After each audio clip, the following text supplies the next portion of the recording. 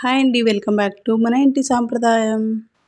ఇవాళ వచ్చేసి కాకరకాయతో చిప్స్ని ఎలా తయారు చేసుకోవాలో చూద్దాం. కాకరకాయతో చిప్స్ని ఇలా తయారు చేసుకున్నట్లయితే పప్పుచారులో కానీ అన్నం పప్పులో కానీ సైడ్కి నంచుకోవడానికి చాలా బాగుంటాయి. బయట షాప్లో కొనే అవసరం లేకుండా ఇంట్లోనే కాకరకాయతో ఇలా చిప్స్ని తయారు చేసుకోండి, చాలా బాగుంటాయి. ఎలా తయారు చేసుకోవాలో ప్రాసెస్ చూసేద్దాం. ముందుగా 2 మీడియం సైజు ఉన్న కాకరకాయలు తీసుకొని శుభ్రంగా కడిగి ఎంత వీలైతే అంత చిన్న పీసెస్ లాగా కట్ చేసుకోవాలి. చూడండి, ఈ వీడియోలో చూపించిన విధంగా ఇలా చిన్న స్లైసెస్ లాగా కట్ చేసుకోవాలి.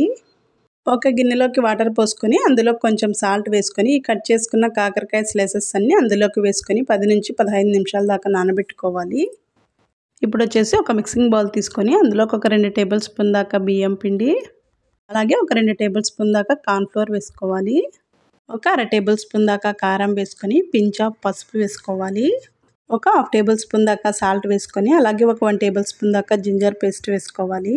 ఒక 1 టేబుల్ స్పూన్ దాకా నిమ్మరసం వేసుకోవాలి. ఇవన్నీ వేసుకున్న తర్వాత ఒకసారి బాగా మిక్స్ అయ్యేలా కలుపుకోవాలి. అంతా బాగా మిక్స్ చేసుకున్న తర్వాత ఇందులో కొంచెం కొంచెం వాటర్ వేసుకుంటూ పిండిని కలుపుకోవాలి. వాటర్ని ఒకేసారి ఎక్కువగా వేసుకోకుండా కొంచెం కొంచెం వేసుకుంటూ పిండి కన్సిస్టెన్సీ అనేది ఈ విధంగా కలుపుకోవాలి. మరీ లూజ్గా కాకుండా అలాగని థిక్నెస్గా కాకుండా ఈ విధంగా కలుపుకోవాలి. ఇప్పుడు ముందుగా కట్ చేసుకొని నానబెట్టి ఉంచుకున్న కాకరకాయ స్లైసెస్ని ఇందులోకి వేసుకోవాలి. పిండిలో డిప్ చేసుకుంటూ కాకరకాయ ముక్కలకి ఈ పిండి అంతా బాగా పట్టేలాగా కలుపుకోవాలి. ఇప్పుడు డీప్ ఫ్రైకి సరిపడా ఆయిల్ పెట్టేసుకొని ఆయిల్ బాగా హీట్ అయిన తర్వాత అందులోకి ఒక్కొక్కటిగా వేసుకోవాలి.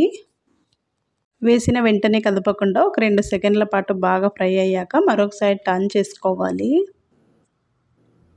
ఇలా ఒక సైడ్ బాగా ఫ్రై అయ్యాక మరొక సైడ్ టర్న్ చేసుకొని ఫ్రై చేసుకోవాలి.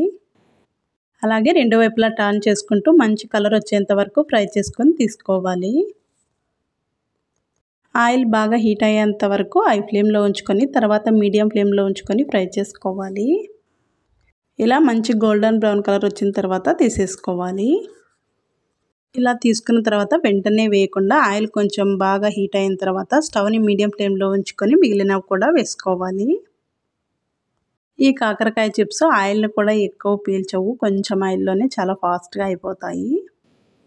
అలాగే మిగిలిన వాటిని కూడా ఇదే విధంగా ఫ్రై చేసుకొని తీసేసుకోవాలి.